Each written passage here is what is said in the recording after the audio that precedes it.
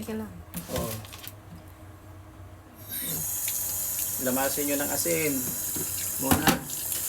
Oh, para mawala yung lansa. Oh, ito ang asin na ilalagay.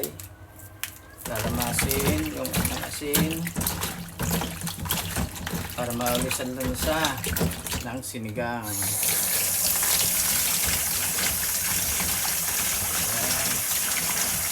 Hugasan. Pagkatapos nilamat ng asin o hugasan. Ayan. Tapos yung pong hugasan, kailangan may tubig pa rito habang hinuhugasan. Yan, ganyan. Igaganyan nyo. Yan, kumukulo ng tubig. Sesa yung iganaon. Maya-maya po ito. Yan. Sinigang na maya-maya. Yan.